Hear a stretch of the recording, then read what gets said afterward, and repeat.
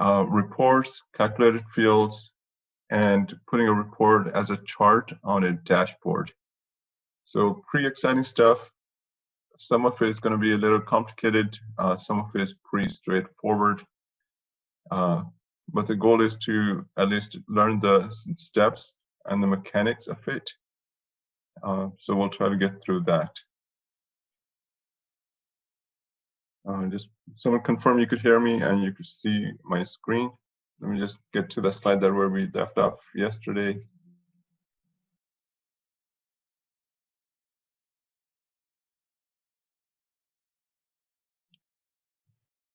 So yesterday before I signed that report, I gave you an Excel file from a real life example as yourself, and I also created that report in my tenant.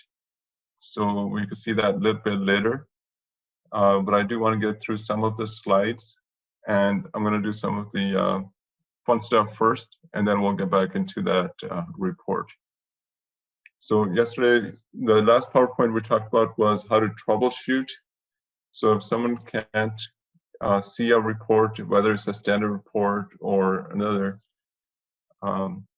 you run the view security for secureable item, you enter the report name, and then that will tell you which security domains and the permitted security groups that have access to that. And it's likely that the user who's trying to run the report and can't access it is because they don't have access to those. And you could confirm that by running the view security group for user report. And then if the person is not there, then add that person's user group, add that person to the user group that does have access to the report.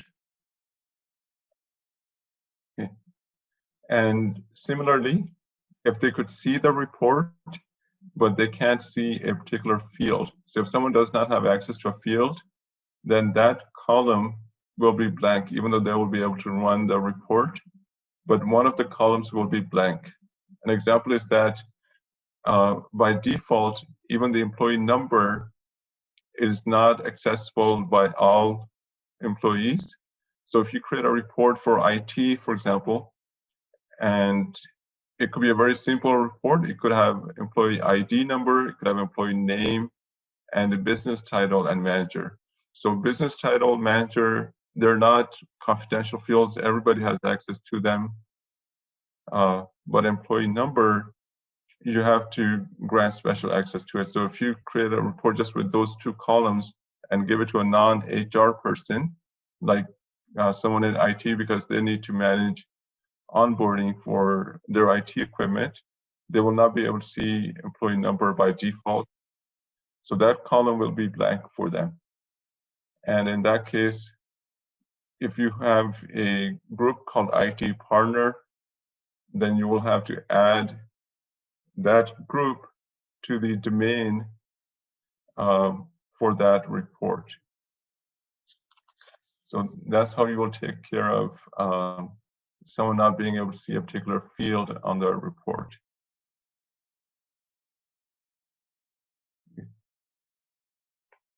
Another common issue is that if someone leaves the company and they don't transfer the reports to someone else before they leave, then you may have issues making edits to them.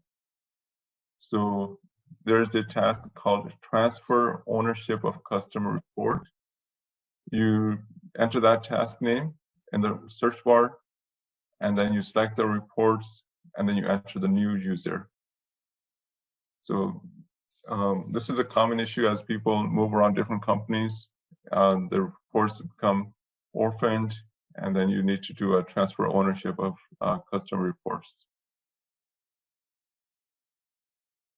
And let's get through a couple more things.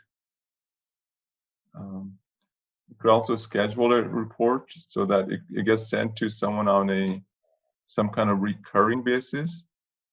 And the use case for this is that some group, they may not have access to the objects or all of the data on the report directly in Workday, but they do need the report.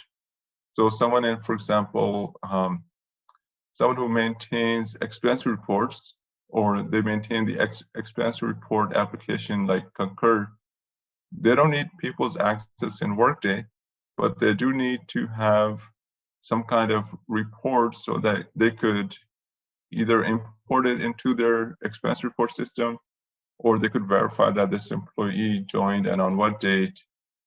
So instead of creating access for that type of team, you could schedule a report so it gets sent to them as a link in their email inbox. And when you schedule a report to be sent, whoever you schedule it to, they will be able to see everything in the report as you do. So that's one consideration, that when you do schedule a report to a particular group, they will see everything in that report as though you're running it. And the good thing is you don't have to set up their access in Workday. And then they also don't need, get it, log into Workday or be scheduled. And like a security group needs to be created. So they just get it in their inbox and they click on it. It opens up Workday for them. They log in and they can see the data. And we'll actually, try that in the tenant in a little while, but I just want to get through the slides. Scheduling future processes, that means you could schedule it. It's similar to scheduling the report, but here, if you want to see, like in the previous slide, we saw you could schedule it, but if you want to see a list of all the scheduled reports or integrations or anything that's scheduled to run on a recurring basis in the future, you run the scheduled future process and you can see which process is scheduled and its name and its frequency and who the audience is. And then from there, you could edit or delete the scheduled request. You could suspend it and you could transfer the ownership. So why would you need to do this? On an annual or every 2 years, you have to update the schedule because Workday limits how far in advance you could schedule a report. So I believe it's 24 months. And so if you have something that was scheduled like 2 years ago and is scheduled to expire at the end of the year or in January, you need to be aware of it and you need to extend the schedule. So yeah, this is typically an issue towards the end of the year, and you're not going to get any warning for it. The warning that you're going to get is the user is going to email you, say, hey, I used to get this report, and all of a sudden I'm not getting it anymore since the beginning of the year. And so in that case, you will run the schedule future process, and you see that the end date has approached, and you'll have to edit that and extend it. So it's better you run it yourself when you join a particular company and you see what are the end dates for the reports and integrations. So you proactively manage that.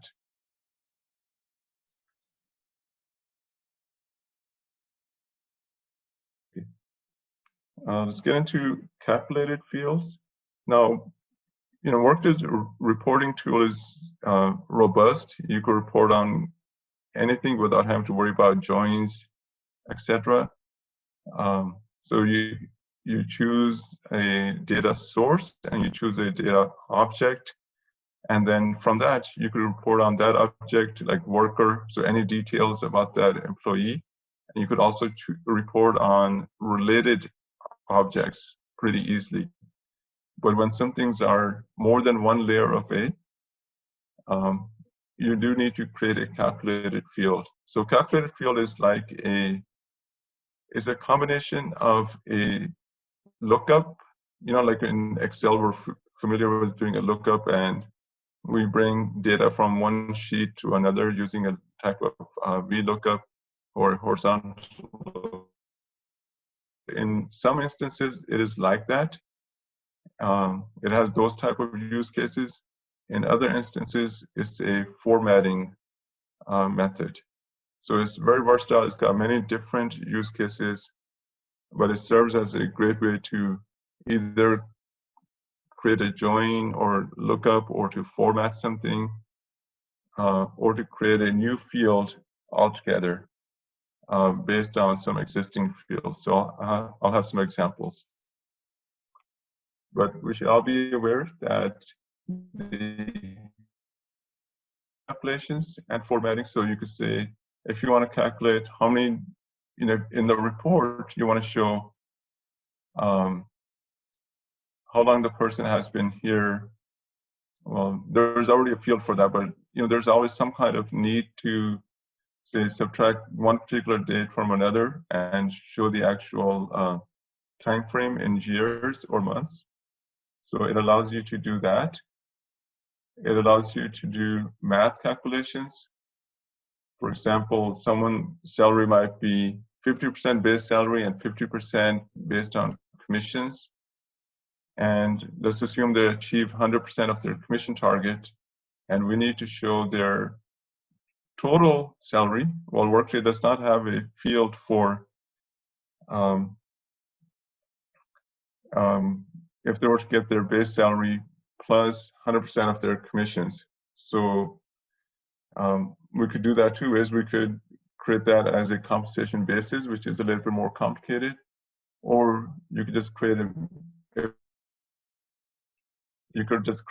a math formula, which will just say, hey, base salary plus base salary times 50%, and you add those two, and you'll get their total target compensation. So that would be a good example of a math calculation. You could also, do formatting, or you could combine fields. So you could concatenate two different fields or multiple fields into one field.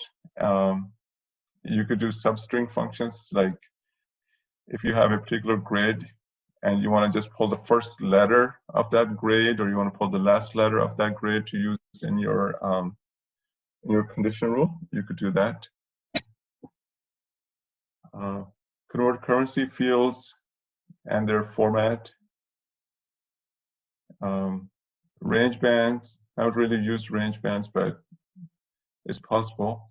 And you could use true and false conditions. That's something we use all the time. Like, you want to know if you have a list of departments, and you could have a list called engineering departments or finance departments, and you want to know if someone is in those departments. So you could create a true or false condition that will check that, hey, these guys are in a particular department, and then return the value of true or false.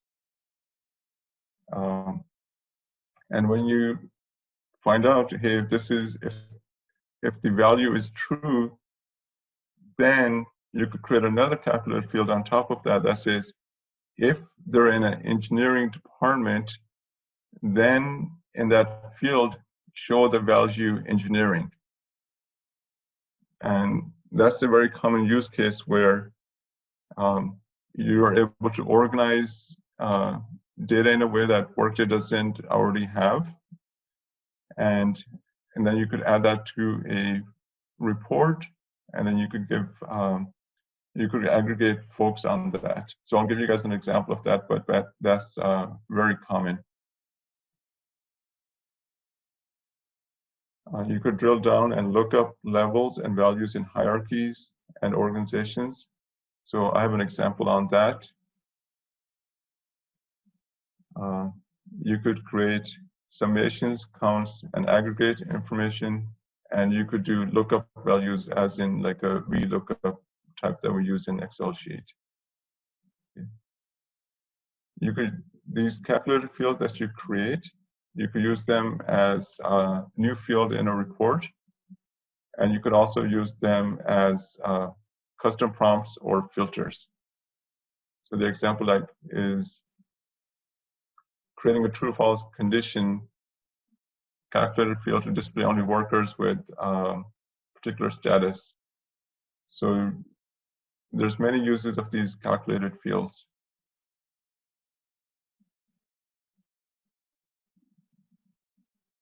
Okay. Before you actually create a calculated field, since it's such a common thing, and the requests are kind of recurring requests, you should check if a calculated field has already been created. Especially if you join a company that has already implemented it, there's a good chance that whatever you're looking for has already been created, because the type of data requests really does not change year from year. It's only the people requesting the data change, and they may not be aware that it already. So always run what's called the maintain calculated fields. And this is a report of all of the calculated fields that have been created in the system. And then you filter them based on business objects. So you may filter it on worker, or you may filter it on compensation, or different business objects. But more than likely, whatever, like a new request has come in, is probably already created, or something similar has been created, and you could click on the edit column for that field, and then make a copy of it and create, to fulfill your unique requirement.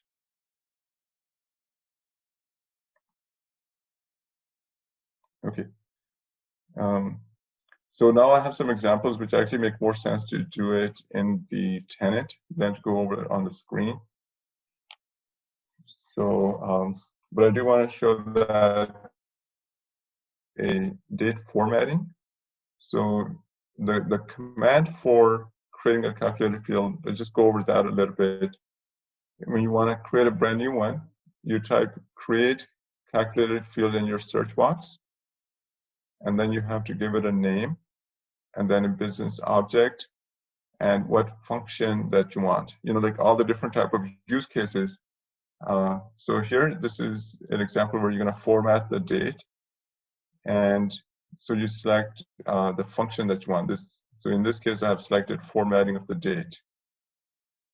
One thing to watch out for is when you create a field, and you're creating that field on this object.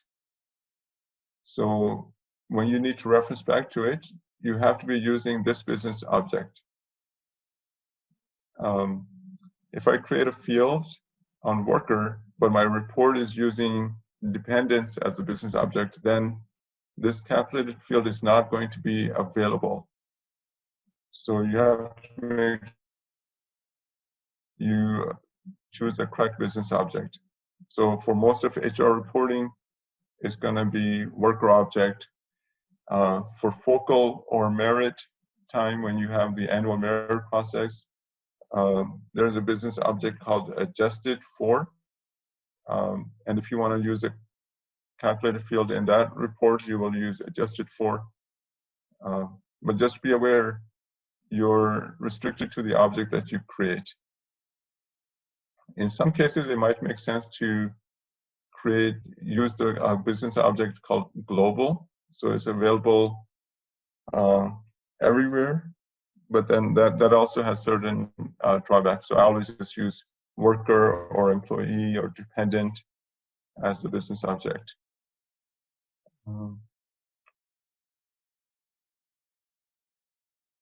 Okay, so example of date formatting, which I'm showing on this screen, is you already have by default, you have hire date, right? But your requirement is that you need to show which quarter of the year that employee was in. So you want, instead of showing the hire date, or in addition to showing the hire date in the report, we want to show this person is from Q1, Q2, Q3, or Q4. So by doing this simple calculated field, using the hire date, I could select the format, and there's different formats available. So I choose the one that says quarter-year. So in this new field that I created, RMCF date format, when I use this field in my report, it will show the hire date as only the quarter the person was hired in -year. So I have an example of that, but it's, it kind of really simplifies if you need to add different flavors and different type of requirements on that report.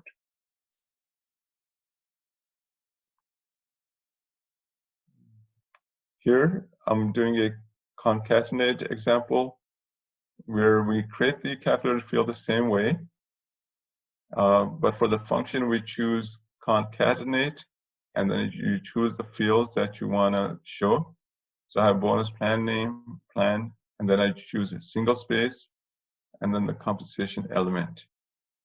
And so now these all, 4 of these will show up as in one field or in as part of this calculated field. So just a simple example of concatenating different fields into one.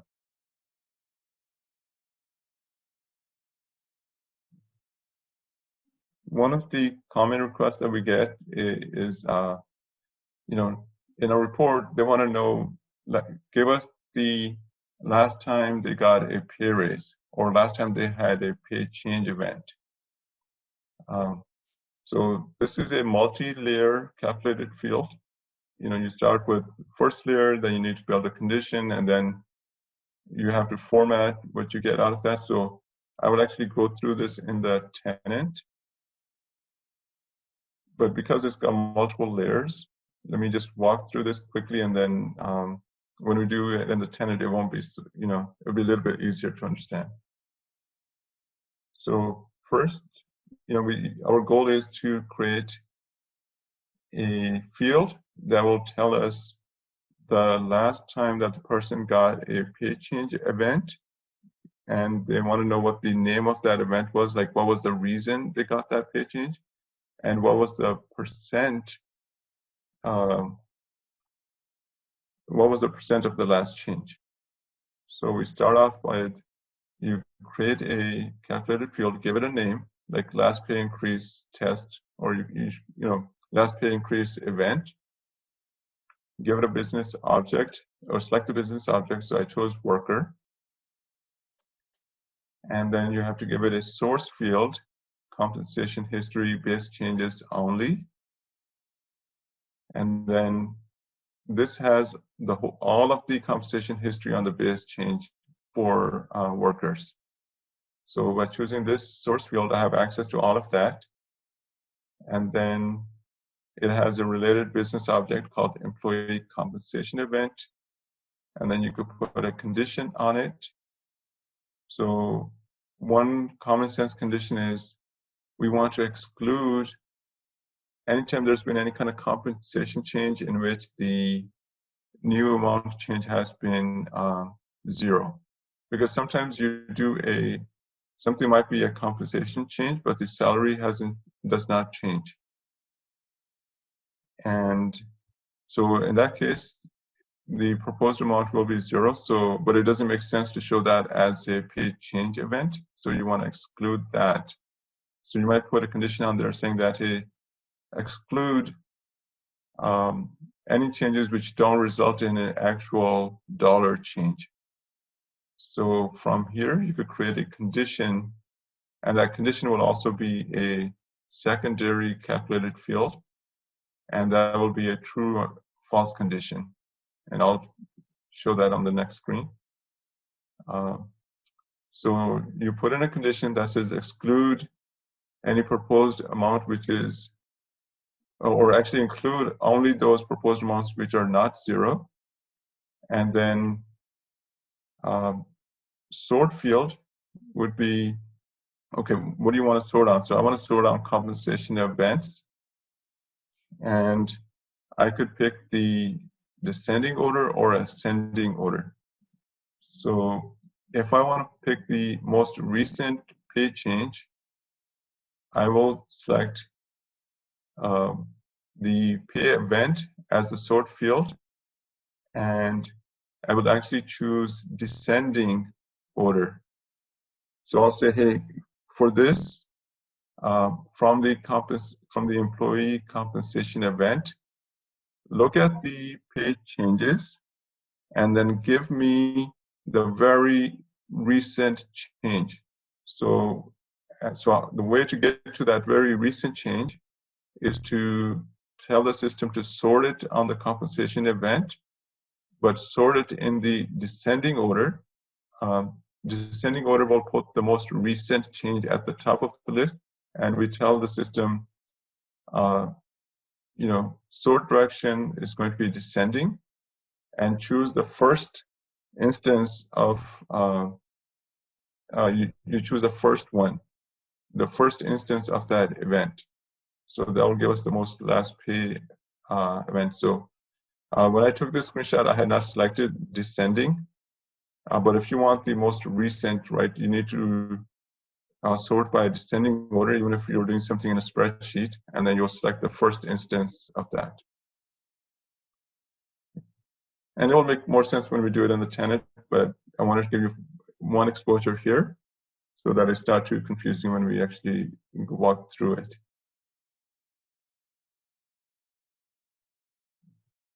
This is just creating that condition, like base pay proposed is not equal to 0. And again, just putting, the example I just walked through. And then we get the base pay change as a percentage, and it will return a value to us as a percentage, but it will say something like 0.02, but it really should be 2%. So in that case, even after we get this value, we need to put a formatting mask on it. So we'll say, hey, if it's a percent value, then it should be 0.00%. So there's different formatting masks. So we could show it as a percent value. Okay. And then, just like I did today, I have more examples for you. Just like I did yesterday, I will upload a bonus grid real-life report request as an Excel file. And then based on that, you should try to create a report. So that Excel file will have all the fields that you need and an example of a calculated field in it. And this is a common request during the merit or focal or bonus time to show whatever is in the focal or bonus grid. Like what managers are, giving a bonus award to their employees, and they have a particular grid, which is a UI-like tool. But then you need to create a report for all of that data that's in that grid, so that HR or other managers could see the data. So it's a very common request, and I've given you an actual bonus grid report template, and then you should try to make one as such. So you're aware of all the fields that are requested and which objects you need to select in order to get to those fields. Okay, so that's the last slide I have. And so I'm actually going to pull up Bugs Bunny, and we're going to, I'm going to walk you guys through a dashboard report before we get back to the report that we were working on yesterday. Okay. So here's homepage, and on the homepage we have different widgets, and then we see, different dashboards. Okay. So here's dashboard 2021, which I just created as a test one, and we'll create a new dashboard. And then we'll see how to put a report on there. So if I click on this one, it's running. Okay. So in this case, this particular report is was called more of a dashboard. The data source that it uses is trending data. So it's basically a summary of data over time, and Workday already has this as a data source. We just need to set it up and add any calculated fields on top of it. So, like in the worker object, when we do a report on it, it's got everybody's data as a spreadsheet. It will have like rows and rows of data. But trending data source has the metrics behind it, and so for summary data that changes over time, and you want to see the data metrics, then it makes sense to do it as a trending dashboard report. So here's what it looks like. For example, it shows different departments and what the turnover rate is for that company. Okay. And the organization, if you look under the organization column, like engineering or finance or human resources, you may not have your data organized in these categories by default, right? So, most companies will only implement cost center and they will implement company. But on the finance side, you have what's called functions. And the function consists of multiple cost centers. And, so there might be an engineering function or finance function. But on the HR side, by default, you're not going to have that organization if it was not implemented.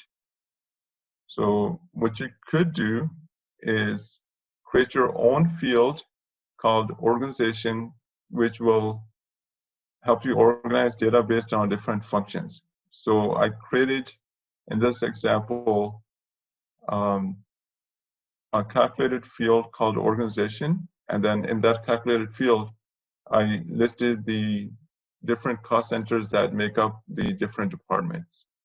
So I'll show that to you. And then to organize the data into quarters, this is already available within training data. By default, you could select quarterly, you could select monthly, you could select annually. So you don't have to do any kind of setup for that. You just choose how you want to display that data.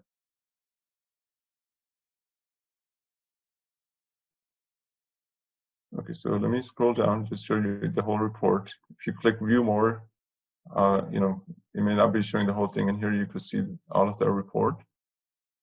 But it's actually pretty straightforward.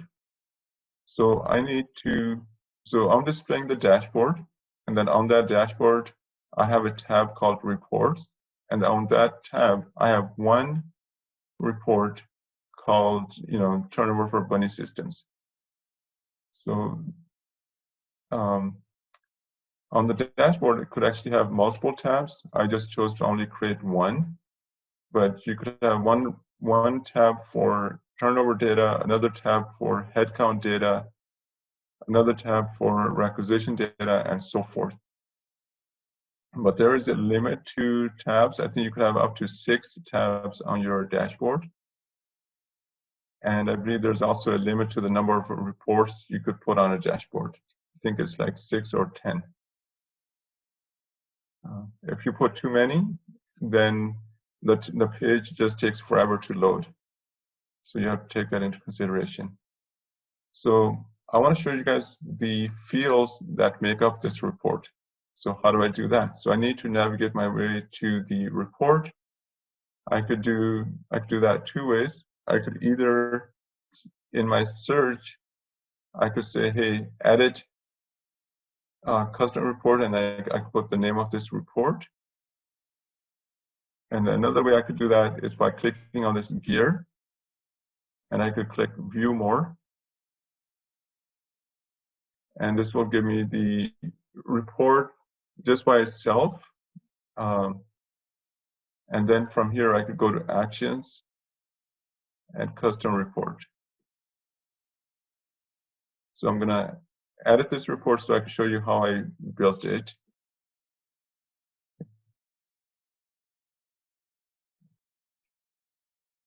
So you give it a name, and then the report type is going to be trending. So you could have trended data. And instead of just workers as the data source, instead of all employees or all active employees and terms, I use the data source called trended workers. No particular default needed, so I did not select that. I didn't select anything else.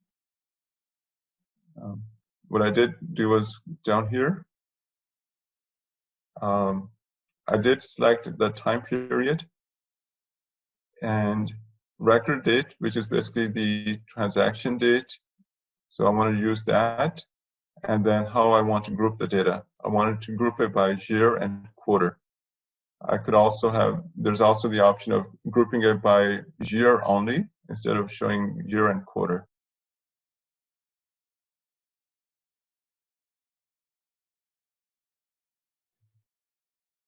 And in order to organize the data by like an engineering function or finance function, I needed to create my own calculated field. So whenever you create a calculated field, it's good to start off with CF, calculated field, and then employee trended data, or whatever. Like every company, depending on how large or small, they have an agreed to format. So the formatting of the name is important. At this point, I didn't really care about the format. I just said CF employee trended worker org. But keep in mind, there is a particular format companies like to use to organize their report names and calculated fields. Okay, so I created this field, but let's look into how I built it. Sorry, is there a question? Okay. Anyways, I'll carry on. Okay.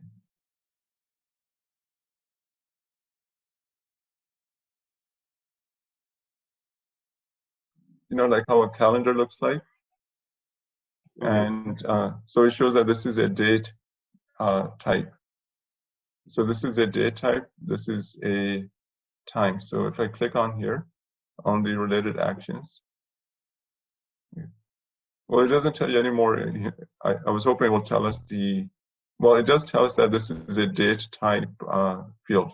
And then the date type field has a calendar icon next to it. Got it. Thanks, Ramesh. Okay.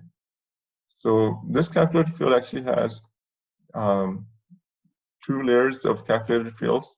So let me start with the not the top layer. Let me actually go down to a lower level first. And when building up the calculated field, just kind of do it in paper.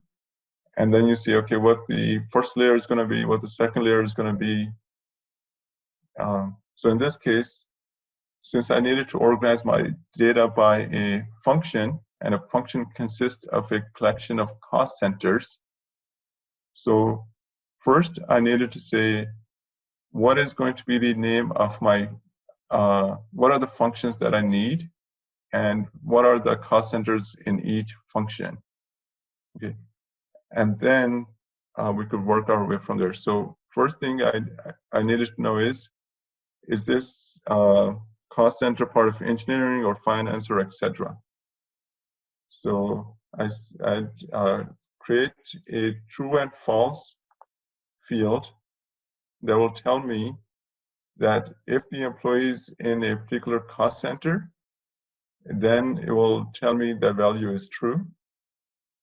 And so I create that list, and I create that as a true or false type of calculated field. So if I click on edit,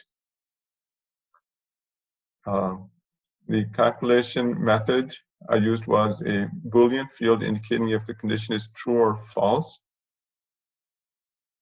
The field I chose is cost center in the selection list, and then I listed all of the engineering cost centers.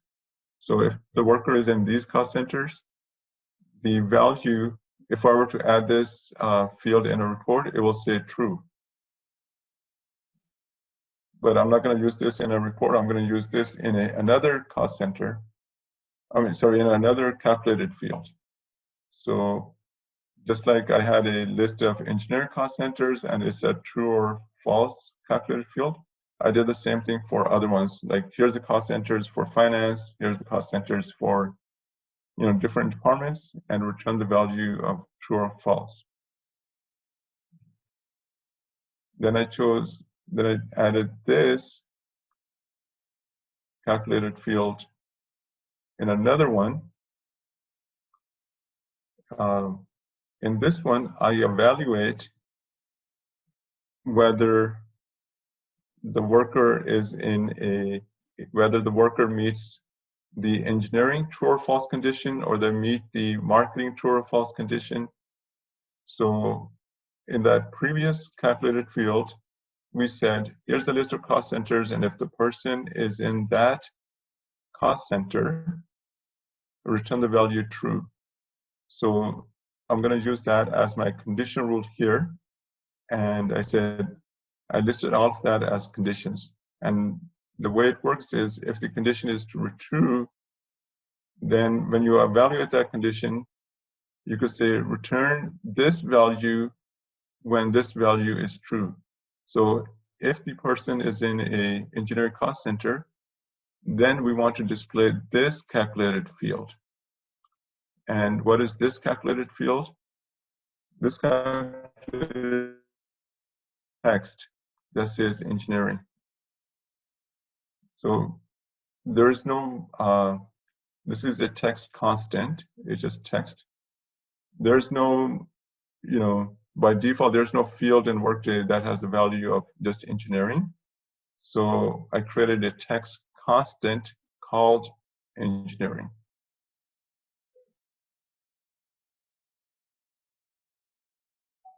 Pretty straightforward. We say, if I were to do another one, let me just say hit copy. And you give it a name, CF, RM, text value of org. And then say there's some new org, let's say project management. And then in that case, it will be project management. So this will be a new field that will just return the text project management. That means if you use this field in a report as a column, all of the column for every row, it will just return this text constant project management.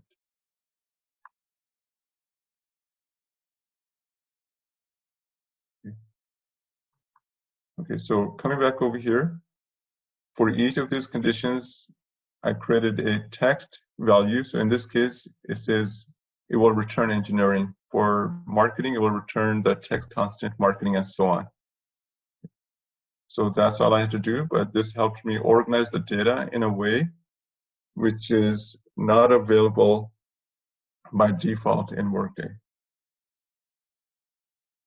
And then, so I'm getting these alerts over here, but therefore, because I copied an existing report and there's some calculated fields which were created, but they're not being used. So use it in the report, you'll get an alert like that. It says, there's a field defined in the summary calculation, but it's not referenced in the report definition. So a lot of times you may have a field, but you don't reference it anymore. You'll get an alert like that. Nothing to worry about in this use case. Okay, so I created that field and I said I want to group the data by the by my cost center functional area. So under the group row grouping, I chose my calculated field that I created. So I want to group based on the organization. I gave it a label, which users will see on the front end, just called organization. And then I could set the sorting. And I wanted to show the, for the people who are part of this organization, what was the data that I needed, right? So I did not have to create it. Training worker already have, it already has turnover data. It already has headcount data. So I just chose turnover field. This is an existing field, just like there's going to be others that exist. So I just chose turnover rate, and it's a calculation, and I chose the format as a %. There's other formats available, but I put only one decimal point to the right as the precision level. You could select 2 decimal points to the right based on the type of data that you have. And so this is the trending data. It defines which field that you want, like how you want to group it by, and which calculation you want. But it doesn't have any detail level, right? It's just a summary. But you do want users to see that summary down into it. So then on the drill down tab, you could indicate which fields that you want. So under drill down, you could add other fields that will show up. And these would be the drillable fields. If you have any filters on it, you could add that under here. So in this case, this is a voluntary turnover. So it needs to exclude the involuntary data. So I have a filter on here that says termination reason not in the selection list, and then I put all of the involuntary term reasons in there. So that's why I filter that out. Output type to show up as a chart and then to show up on a dashboard, you need to go to the output tab, select how you want it the type to be. So I have it as a chart and a table. You could have it just as a table or just as a chart. In this case, as you see, you have the bar chart at the top, and then you have the values as a table below it. And then you have to choose which worklet you want to put this on, and then you have to also do the enable as a worklet. So then you could put this report on the home page, or you could put it on any dashboard.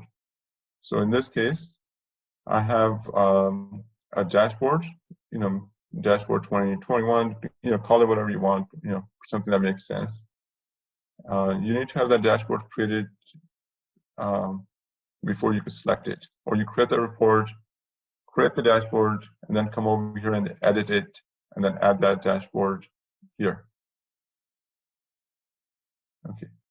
And then you also need to share it with other groups. Okay.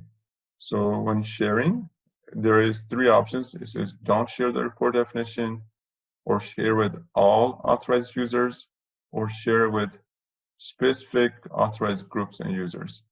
So if I chose the middle one, it will show up, or it will be available to everybody who has access to the data source. But then it makes it, when they're searching and they don't really need this report, it will just make their search results a little bit busy. So it's better to be, select specific groups or users by name, and as long as they have access to it, they could get to it. The advanced tab in this case is not important to us, but if this was a report as a service, well, actually, you'll notice that there's filters which are called facets. You could add or remove those filters from the advanced tab. And I'll show you where those facet filters are located when I run the report. But if it was a traditional report, not a trending, then under the advanced tab is where you select it to be used as a report as a service. So that's basically the anatomy of a trended report, which you could put on a dashboard. So let me run this report again as a standalone report, not as part of a widget. Here, so the stuff that you see here on the left-hand side, these are the faceted filters that we saw on the advanced tab. So if we want to remove these as a particular filter or you want to add a new one, you will do that as a faceted filter. Okay. So here's the data. The report is ready, but now we want to create a dashboard, and then we want to do that on, and we want to add that dashboard to the home page. So let me quickly walk through that process. So we say create dashboard. We give it a name. So let's give it, we'll call it Bugs Bunny Dashboard.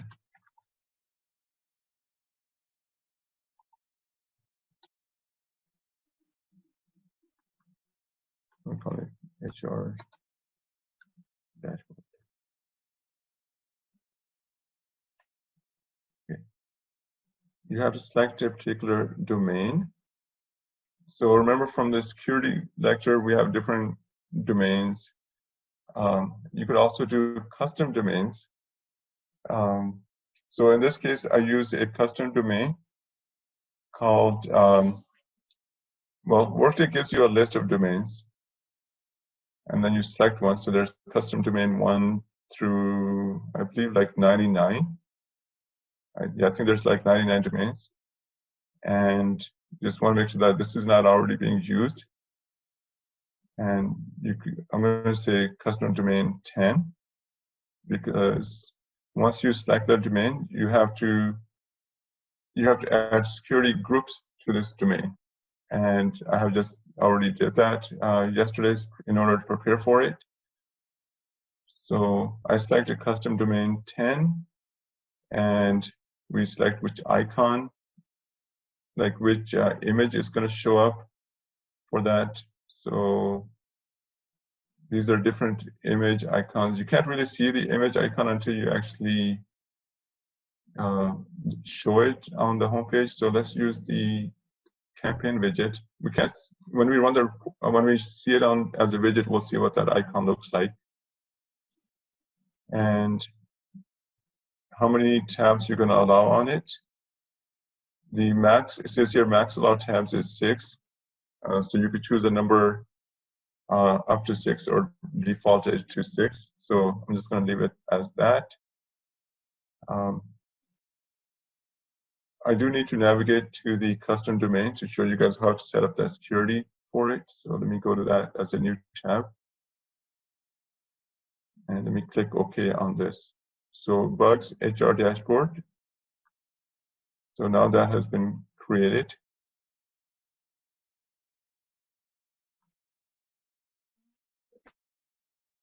Came to this domain. The name of the domain is, custom domain 10. I navigated to it from the previous screen by just viewing it as a new tab, but you could, remember, you could also do view domain, and then you enter the name of that domain, and you'll enter custom domain 10 or whatever. We want to add the security policy permissions on it. So just like we saw on other things, you have the security groups that should have access to it. In this case, it really didn't need to be modified. It should just be viewed, but yeah, I'm just creating it as a quick sample.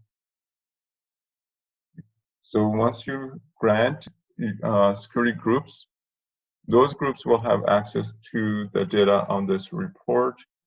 But remember, we needed to add those groups in this domain level, and we also have to add the same groups on the report level. And then we also, on the dashboard, we could also filter more narrowly and select exact groups which should have this data. So there's multiple controls for it. Okay.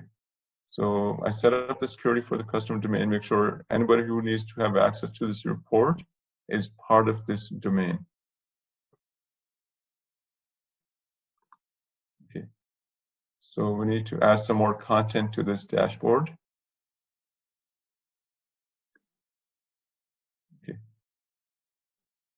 So I added the dashboard, and there's a tab. There's 3 tabs: settings, if there was some kind of announcements I wanted to show on there, or content. Settings is things like which domain it's on. Okay. And I could edit that. I'm not going to do any announcements. I just want to put some content on it. So on this dashboard, I want to put my report as a widget. So I click Add. And you could give the tab a name. So I'm going to call it Turnover Report.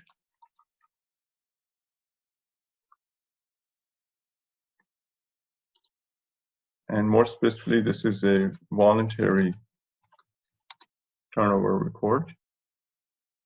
Well, actually, sorry. That's the name of the workload, but the tab is just going to be called Turnover Data. So this tab will have all of the turnover reports. And the report you could actually select as a widget. And what was the name of the report? It was voluntary. I'm gonna have to go back to my home page and navigate to it and get the name of that report.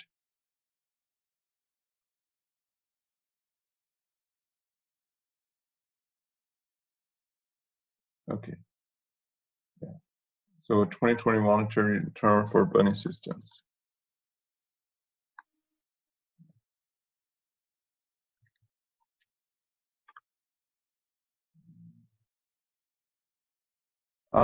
The report is not available yet. And I created this as a new dashboard, but in the report, I have not, in the output tab, I have not indicated Bugs HR dashboard as one of the. So actually need to edit this report and add it as a dashboard.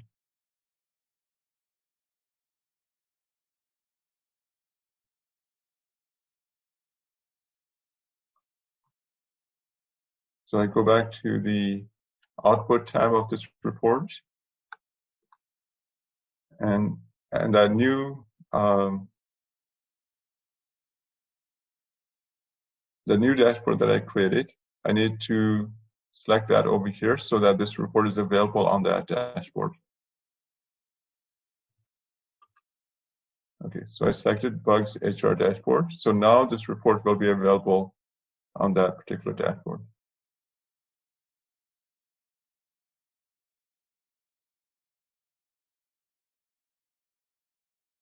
Okay. So I go back to my dashboard. And okay, so now the report is available. And then it will select these same groups I have on that report, reports over here as groups that will have this data on their dashboard. So it defaulted in the groups, and then there is a required column. If I select required, then that user in those groups, they cannot remove this as a workload. Remember, every user has that gear icon where you could modify the worklets that are on that dashboard. So, but if I select required, then the user cannot remove this workload. It will always be there. If I leave it blank, then the user could remove it if they don't need it. How big this workload is going to show up as, if I want to give it a particular title. So I'm not going to give it any particular title. I'm happy with the title of the report showing up as the title. And if I had another report to add, I would just click Add, and then select that second report as well, but I don't. Okay. There's nothing to add under the menu.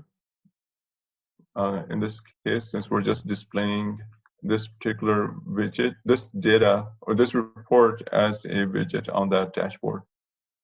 Okay. So I'm going to click Done. Okay. Don't worry about this error. That's some tenant level error, which is not going to affect us. The dashboard that we created So there's something called maintain dashboards, right? And we could also navigate to it, maintain dashboards. Well, I'm going to come back to the same page. This is where we add or edits to the dashboard. So there should be one. Let me filter and find the one that I just created. It was bugs, right? Yeah, bugs dashboard. Okay, so here. If I needed to edit it, I could do it from here. It'll just basically take me to the same place where I added the reports. If I no longer need it, I could delete it from here. If I want to see how it looks like, I could run it from here. So I ran it, and so this dashboard has one tab called turnover data, and then on that tab is this report. So in addition to having it as a dashboard, I want this to be part of the homepage worklets, right? So the homepage worklets that are listed over here, I want my bugs dashboard as one of the worklets here. So this is the homepage dashboard, and I want to add my dashboard here. So the way I'm going to do that is I'm going to go back to maintain dashboards.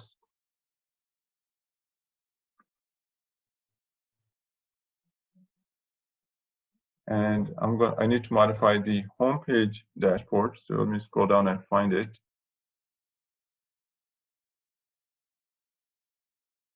It's called homepage. So I'm just going to filter on it. Okay. And I need to edit it to add my dashboard to it. So under worklets,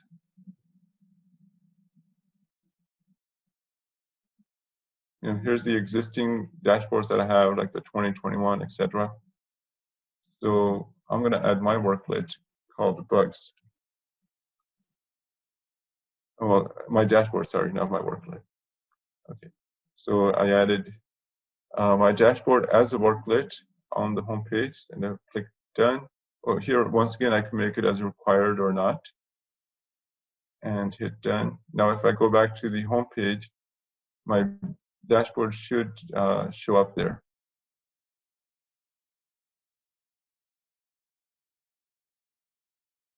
Yep, here it is.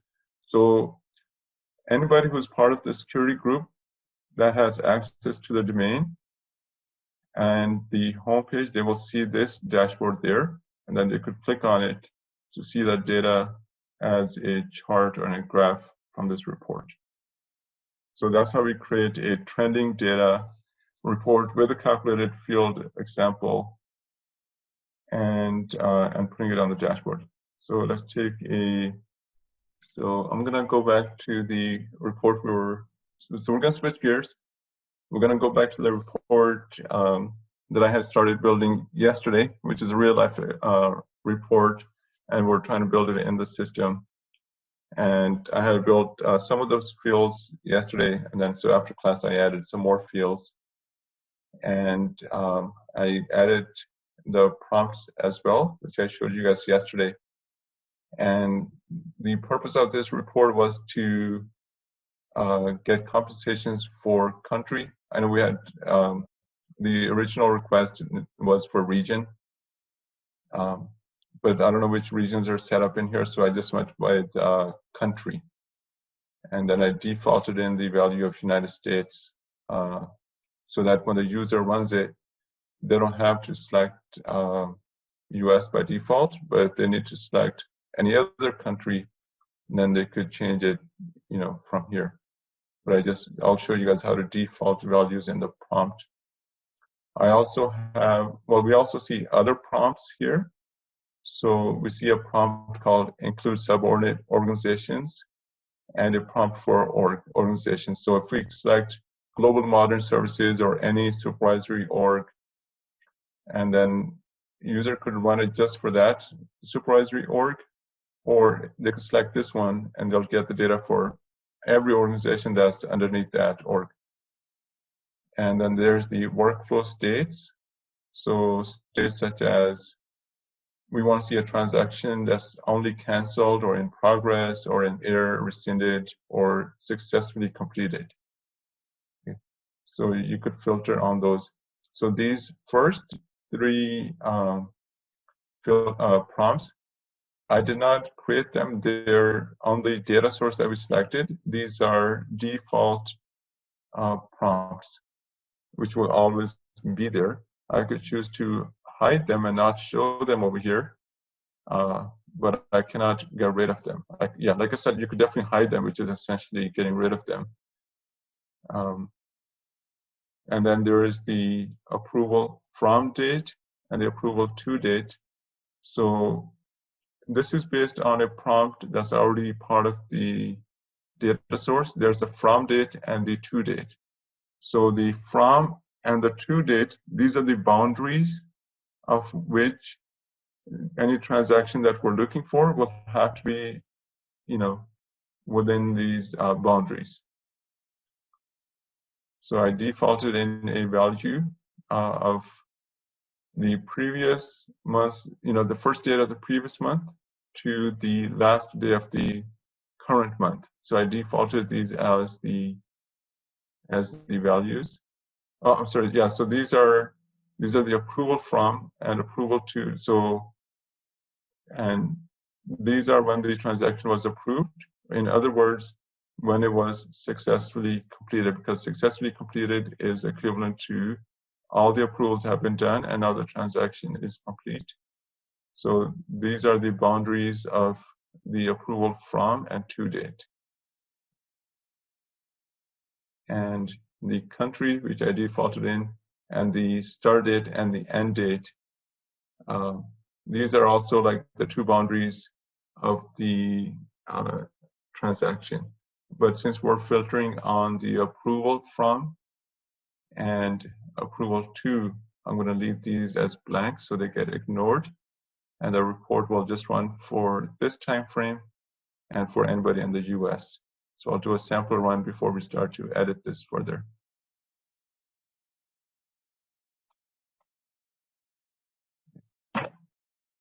So it's got our data. I added a calculated field to show the data in a quarter and the year format for the hire, so we could see the hire quarter. So anything that was in the first quarter got translated as Q1. Anything that's in the second quarter, like April through May, gets translated as Q2. So I created a calculated field for that. In the same report, this particular data source already had the compensation change event. Is because we were using a compensation type data source, and this was a comp report. But that may not always be the case. You might be using worker data source, and in that case, you will need to create your own calculated field, which will give you the last pay increase event. And we may have the need to show the last pay increase percentage. So I create these two as calculated fields, and we'll go through these. The rest of the fields are pretty much the same ones we saw yesterday, but let me put this in edit and we can see the report columns.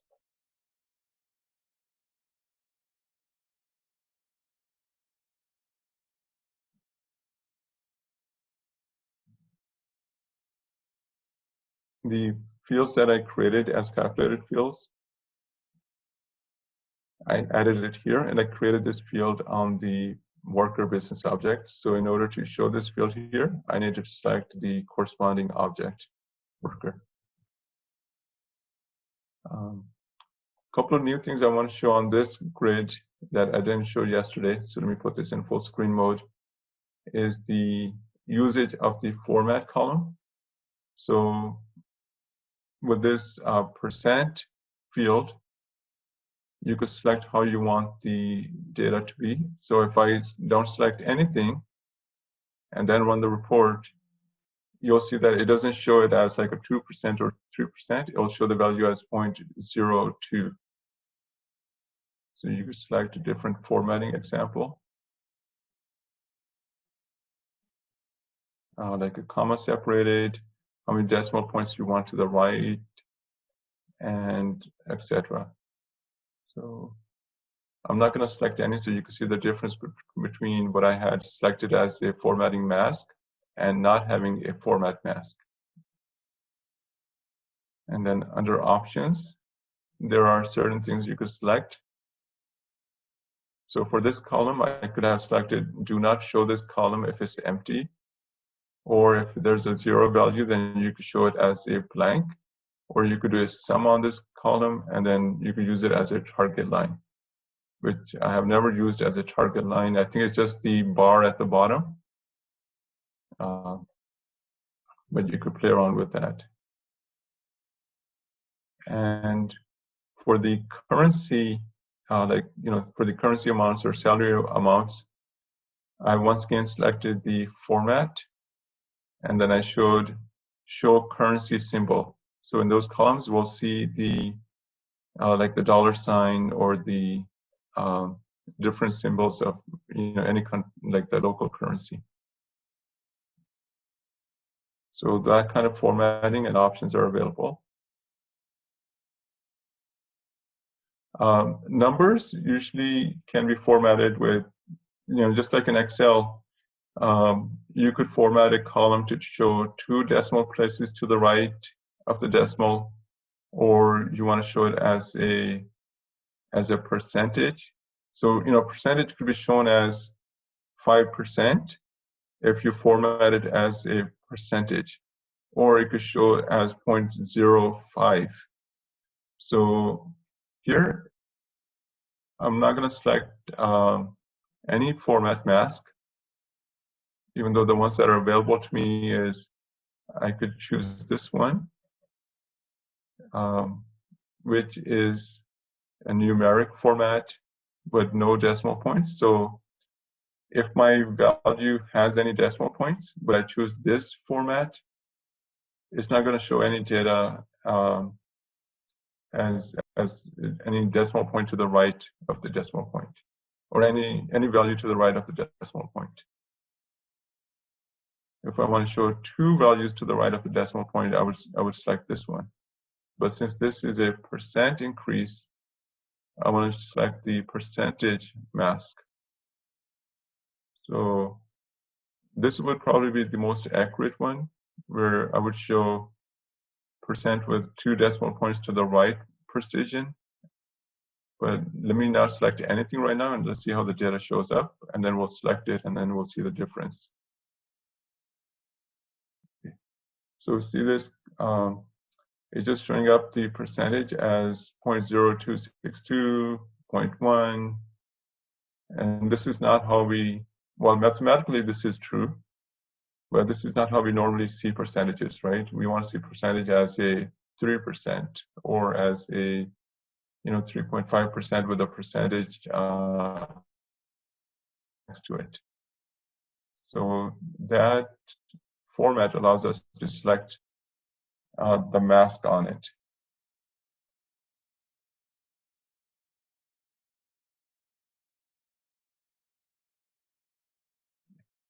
So now you see it's formatted differently now, right? So it's got 2 decimal points to the right, and then it has a percentage symbol on it, and it's much easier on the eyes.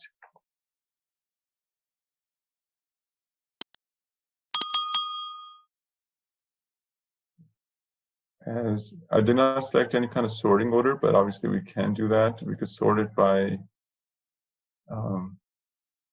ascending or descending, and I could sort it by the fields on the report, and let's see.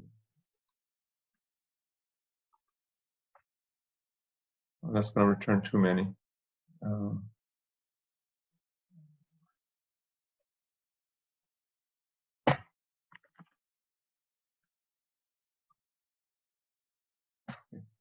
I could sort it by the Proposed not zero. No, that's not the one.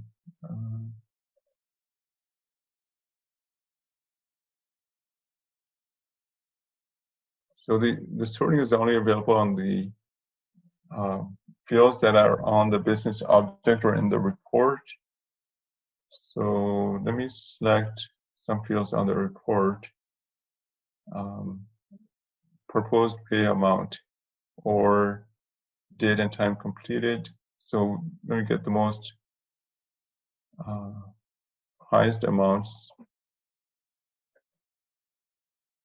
Well, it's going to be the amount. It's going to be in ascending order, and display headers. Actually, no. We're going to just sort it by amount and ascending order. So smaller to the biggest. The filter I did is the approval date filter. So approval date is going to be the date and time completed is greater than the prompt for the user. I said prompt 1. So how that's done, just to walk through that again, is just the name of the field. In this case, I needed to filter by approval date, so I chose that one, date and time. The operator, and then there's multiple prompts over here that we could select. I believe Workday gives you like 10 of them or 9. So I just selected prompt 1 in the filter, and then under prompts, I indicated what that prompt that prompt should be presented to the user to enter the date in there. We could have also specified the value here. So instead of having it as a prompt, I could have said, hey, give me everything that's approved from beginning of the year. So obviously, I'm just giving that as an example because you're not going to use this and this at the same time. It wouldn't make sense. But if you wanted as a hard-coded date as a filter, you could do that. So I'm going to go ahead and remove this. Okay. I didn't use any subfilter, but here are my prompts. So the field that I needed to use as the prompt, which is date and time, and the prompt qualifier, which in the filter tab, I indicated that prompt 1, the value that the user is going to enter in the prompt 1 is going to be used in the filter of the from approval date, and then prompt 2, which is approval to date, when we saw that, when we run the report. And then I defaulted in the values. So I could have left these blank, but then user has to start from scratch. But so this is really cool that you could. There's one choice in there that says determine default value at runtime, and then you could select. You could allow the user to enter a value when you're running the report, but you could default in certain values. So since if they're going to be running the report for the previous month, and you ask them, how are you going to use it? So you could maybe perhaps add a default value that would help them and reduce some of their data entries. So there's a value called last year. So last day of last calendar year, or up to 3 years ago, 4 years ago. There's things about last month, last day of last month, last day of next month, so on. So there's different values already available to use. So I chose last day of last month. Can't remember if there's something by weeks. Yeah, there is first day of last week, and first day of next week, etc.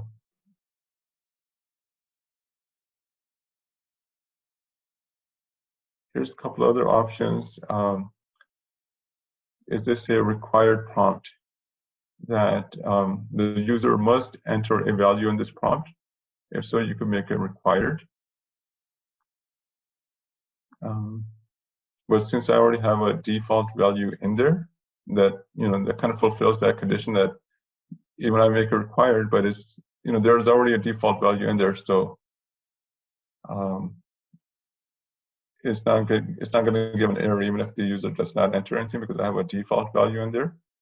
But sometimes they're not. But you want to have the user thoughtfully select something, so you can make it a required prompt. Or if you have a particular default value that you're going to set up as a prompt, but the purpose of this is for me to use it as another filter, and I do not want to show it to the user, then I could say do not prompt at runtime. So if I select that, this prompt will not show up for the user, but then the report will only be, you cannot change it. So I'm going to select this as do not prompt and leave this as required, and you'll see that this prompt is no longer there when I run the report.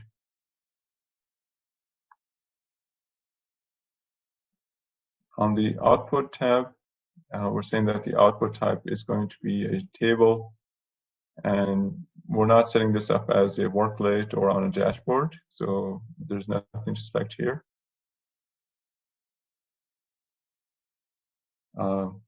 You could share it with a particular group under the sharing tab.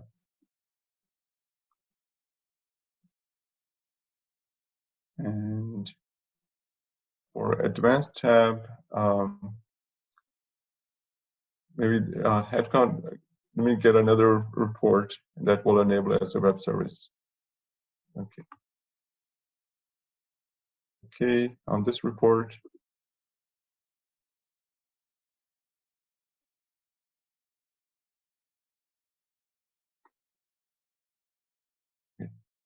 so my country prompt is no longer here. So I hid that prompt. And so sometimes it makes sense that you're only going to run it for a particular parameter. So no point in showing it to the user and making their screen look easier. So you could hide prompts as well.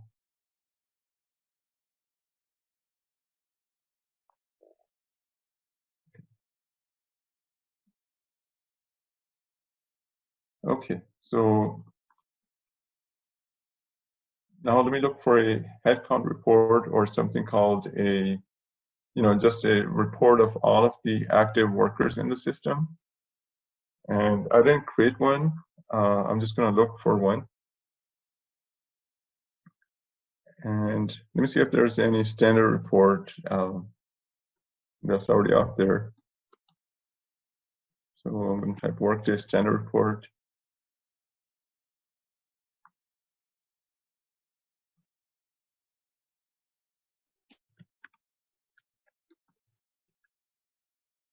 There's position and headcount category.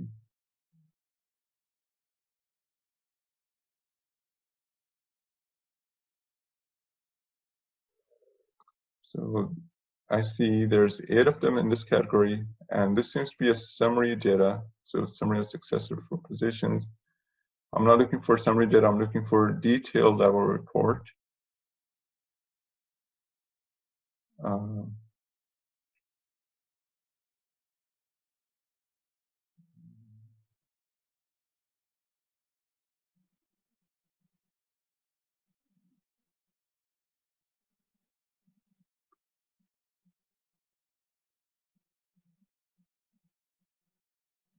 I'm not seeing what I need.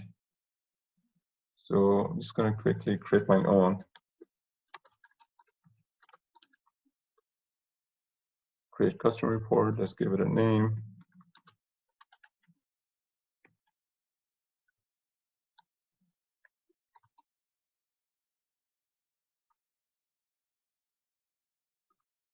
we're going to enable it as a web service. And the use case for this is going to be, you have your HR headcount data in Workday systems, but you have a vendor who needs this data. You might have Concur, for example, which is a expense reporting third-party tool, and you need to send them this data of all the active workers to that application. Well, not just the active ones, you'll need to send the terminated as well. And so I have to choose a data source that has the active folks as well as someone who may be terminated so that they could deactivate it in their system as well. So I'm going to choose active and term.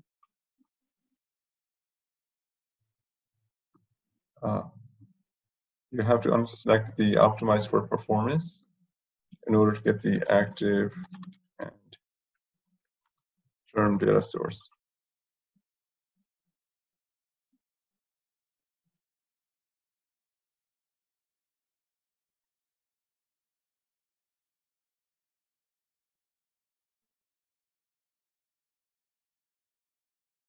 Okay, so let me add some few fields to it.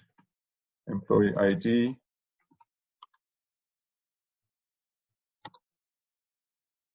And notice, because I have selected this as a report as a service, we see another column called XML alias. So every column would need that.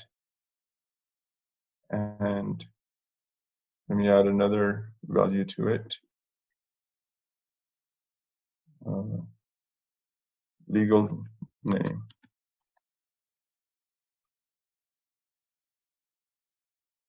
So I'll make sure I use the correct legal name field. So I'm going to look at the description. And description says returns the worker's legal name. So I'm going to go ahead and use that.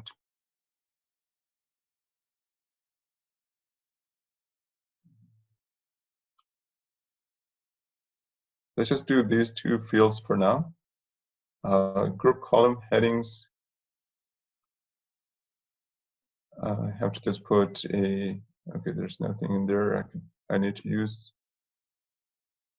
If I have different types of business objects, like I have worker data, and then I have compensation data, or I have time off data, then I do need to group it separately. So I would have to select worker as a business object, and then, but since there's only one business object, it's not requiring me to group it yet. And under filter,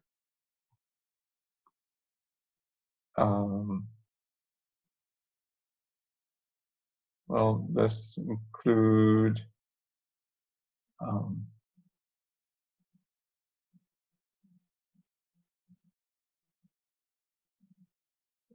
I was thinking we include only the active, but then, okay, I just said that we need to send them the termination date as well. So it doesn't make sense to put a filter on it for that case. But maybe we put a filter on there for organization.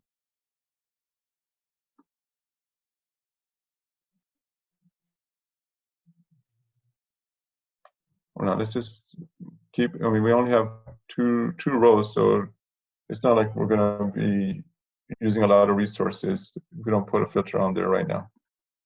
This will just return everybody in the company. And prompts, let's see if there's any default prompts in this here. Otherwise, we don't have any prompts. Output,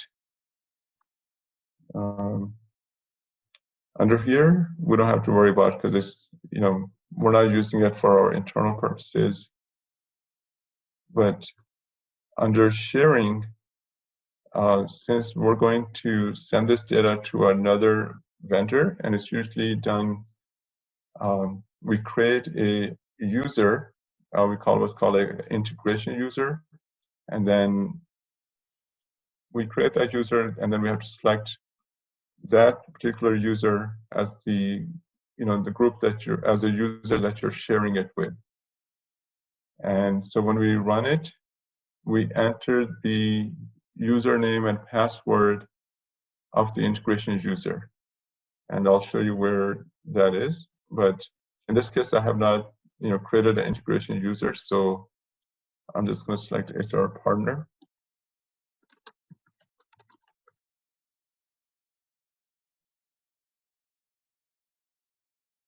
Let me check if there's an integration user already in the system.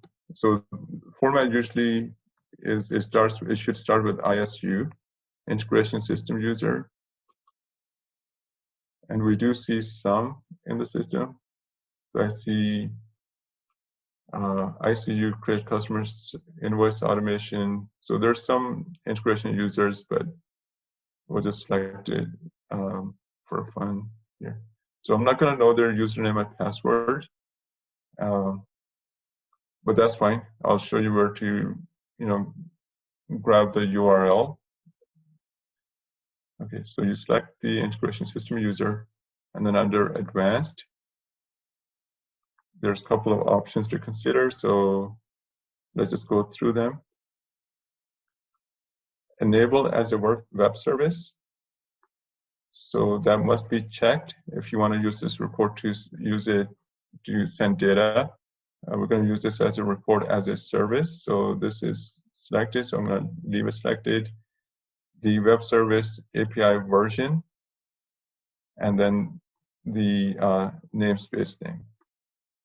Okay. Enable for worksheets or enable for Prism. That's not our use case right now. Okay.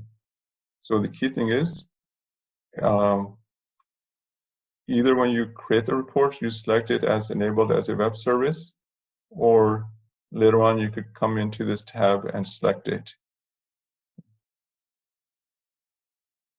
And there's a couple more things I need to do.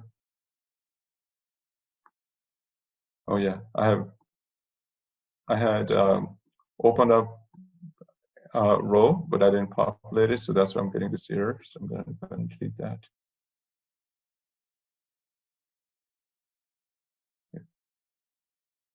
So let me just test it. So remember, testing only returns the first 10 rows.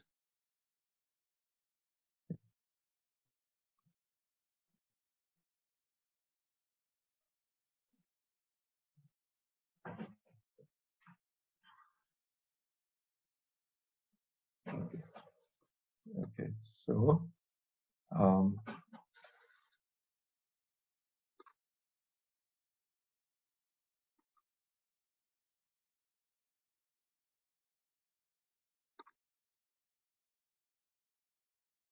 let's add some few more columns in there. Want to make sure we get the something around cost center.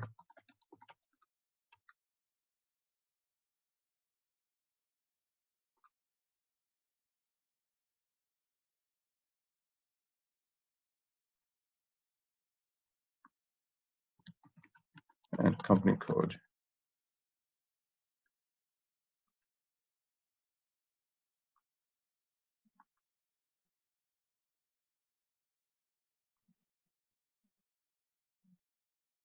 Okay, so I just created a very basic report. Obviously, when you're creating it for a vendor, the vendor will tell you all the fields that they need in this report, and you would add all of them, and you'll need to put it in a format. So, for example, the label may not be cost center -ID. They may require certain labels. So you could do that, or they may require some kind of like a data transformation, or presenting the data in a different manner. So we'll cover that in next weekends.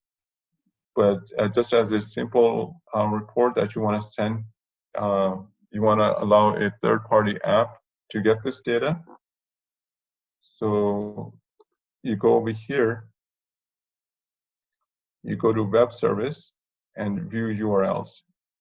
Okay. The vendor, they'll tell you which format they need the data, and they might say, hey, they need it as simple XML, or they need it as a JSON or GData, or they need it as a CSV file. You don't actually, as far as being able to use this, you don't need to understand, what is XML. For those of us who are not very technical, what we need to do is give the vendor what they need. So they'll tell you that, hey, they want the data as a JSON file, which is a type.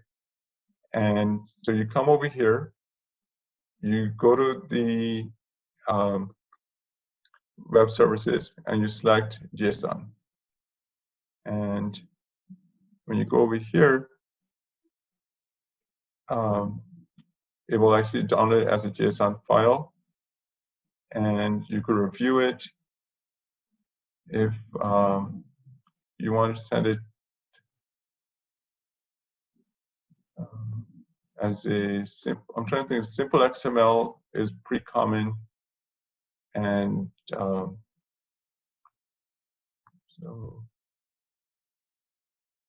if I click on simple XML, and their requirement is that they also get the data as in a simple XML format, we could give them this particular URL. So go to the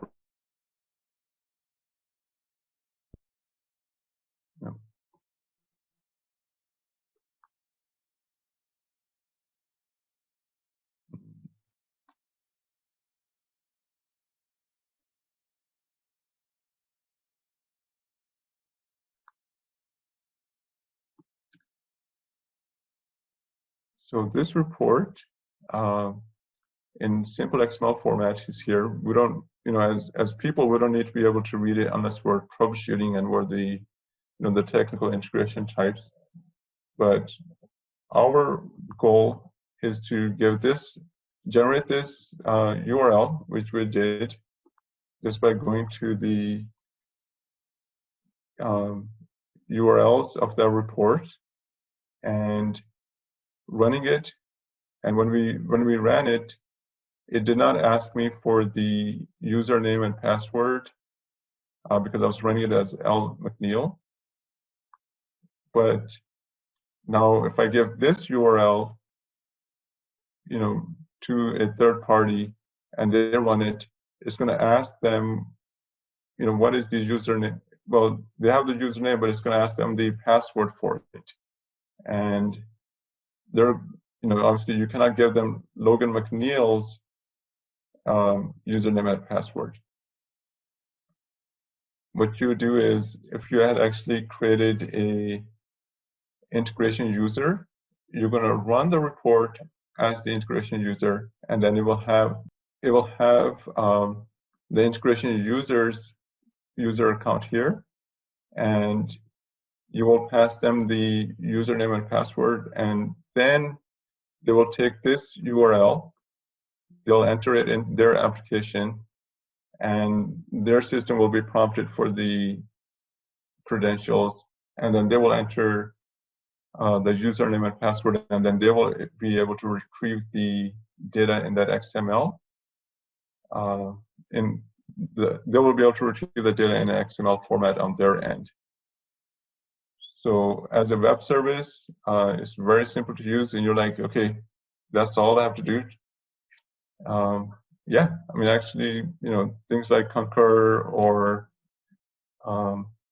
even benefit vendors who need just headcount data without a lot of manipulation. You just create an advanced report, set it up as a web service, and give it to them in the format they want, either a simple XML or Workday XML format.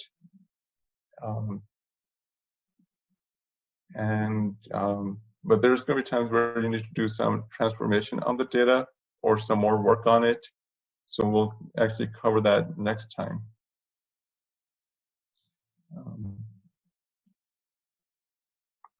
So on this report,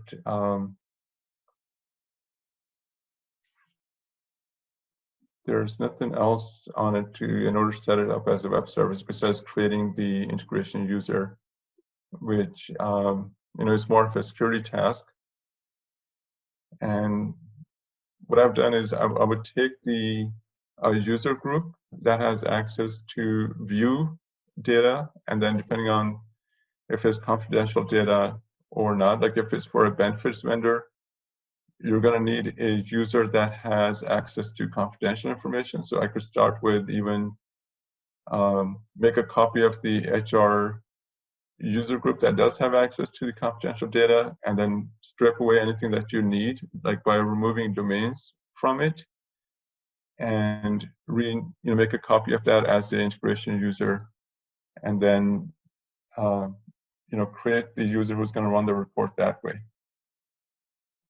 The only difference is that for integration users, when you give permission to the domain, there's a different, how we showed in the domain where the security groups are, there's an area below that for the integration users. So let me just quickly go there again.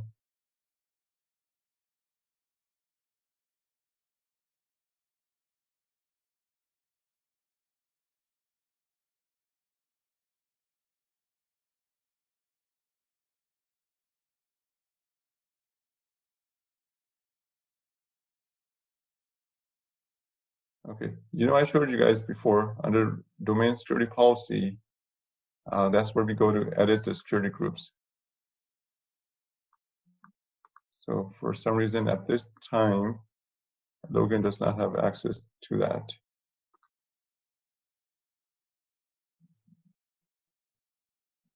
So definitely some kind of security is changed, or the tenant is going on under some kind of like a weekend maintenance.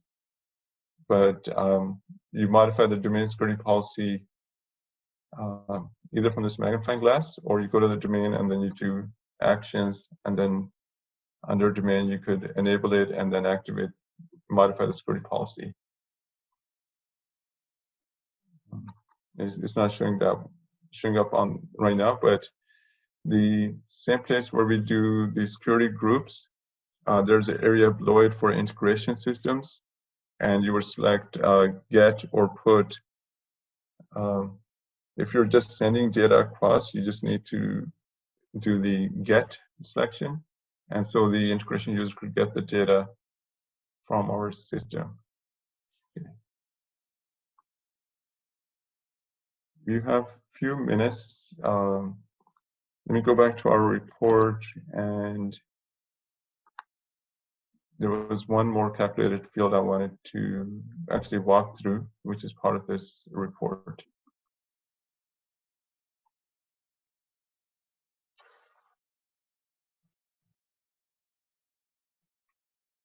The calculated field I used to get the last increase percentage. Okay.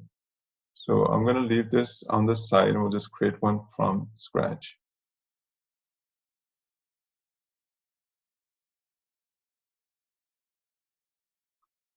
So this is actually multiple layers. So for the, when I get the percentage, I have to show, okay, where am I getting that from? And so the one that's, I'm getting this from the compensation event. So I need to actually create one calculated field first to get the compensation event. And then from that event, that event has all of the compensation details. So the event will say when the compensation event took place, what's the effective date, what was the before data, what is the compensation after, and what is the before, after, percentage, any of that.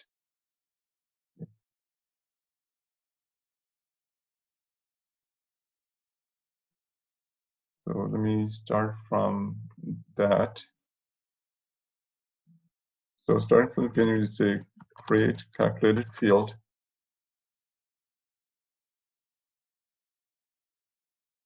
And I'm going to call it most recent compensation event. And I'm going to have to choose a business object. I'm going to choose worker because my report is going to be based on the worker object. So the function I'm going to use is I'm going to extract. So I'm going to use it as a lookup. So I'm going to say, hey, go to this other table and bring me some information. So in that case, it's called it's actually called lookup. It's actually called lookup related value.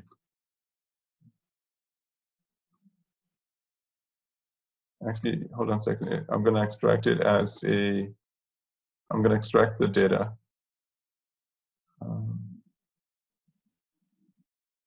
I'm going to extract the data as a single instance. So that means I'm going to pull one particular field from the related business object.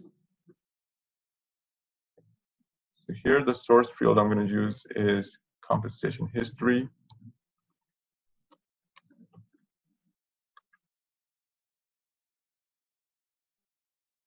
And there should be something called compensation history base pay changes. I could have used any of them that has the data. But what I'm looking for is just the base pay changes. So I'm going to use that. So that's of the related object employee compensation event. And I'm going to use the same condition I've already created, which is, we want to exclude, we want to only include those that are not 0. So I'm going to say,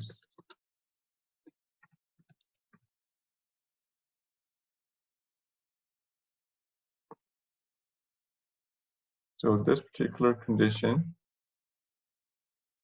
is a calculated field that says base pay proposed is not equal to 0.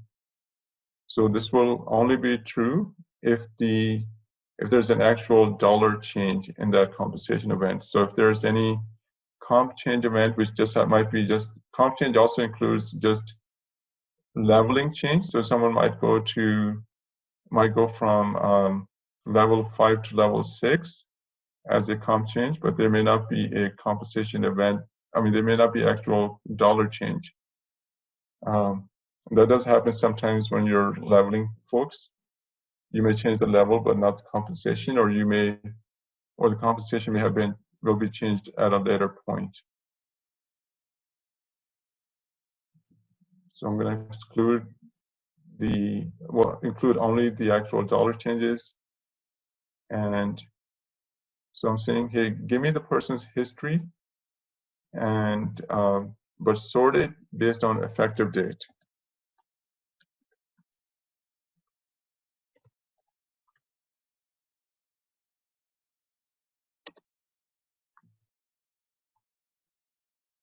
So now imagine this spreadsheet, and we're sorting it by effective date for all of the comp changes, and we want the most recent pay change, right? So when you're sorting something and you want the most recent change, then the sort direction should be descending.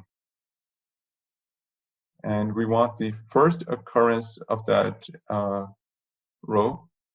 And depending on the requirements, it could have been like give me the very, the most first occurrence when you're descending is going to be the most recent one. Or you could select a particular level, or like the first instance of it, or the second occurrence of it, or the third. You could do it that way.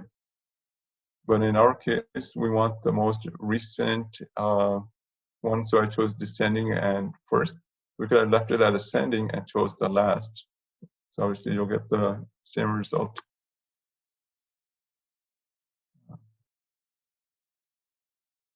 Okay. So here I have a field. Now this has the event. So this has all the details. And then from this field, I'm going to get the actual percentage.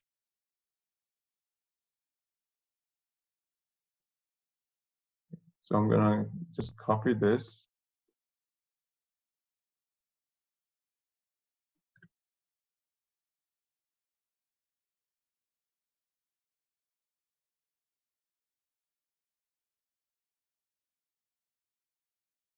I'm gonna say create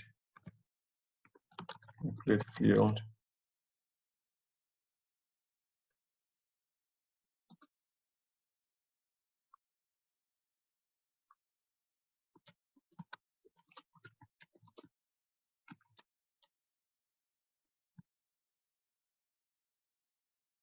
I'm just adding the word new in there so we know that this is a new field that I created. Business object, I should keep it the same. And now I'm going to use the lookup and look up the value from that field, that set of fields to this one.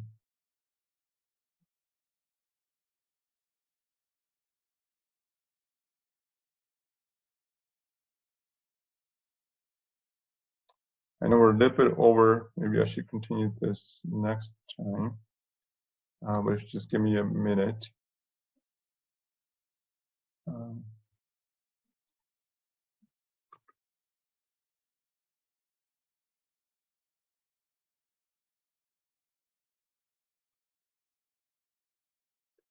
Okay, so the previously created class, I selected that as the lookup field.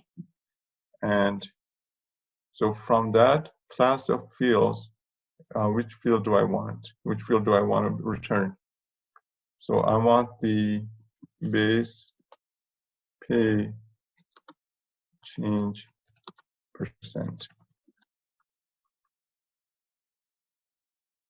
So there's the formatted and the unformatted. I'm going to choose this one.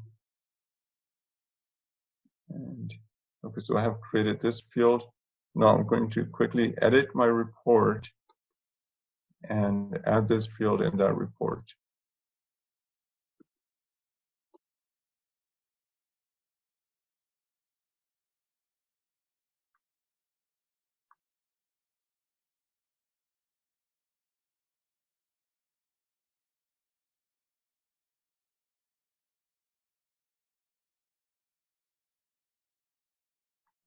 I could have chose, I could type edit custom report here and then enter the name of that report instead of doing it from the related actions. Let's scroll down.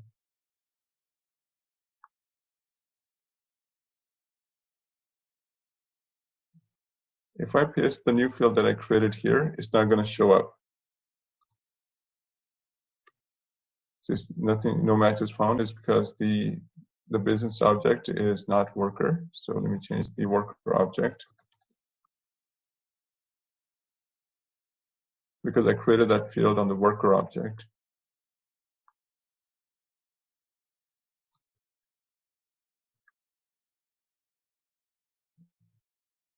This one.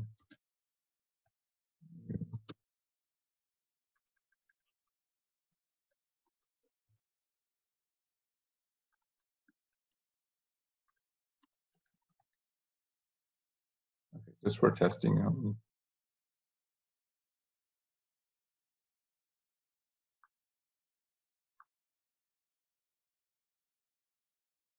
Okay, so this is the new field we created, but it's still, it's not in the proper format. And there's two ways to tackle this. I could create another calculated field using this one, but using it as a way to format it, or I could format it directly in the report using that formatting mask that we saw at the beginning of the class.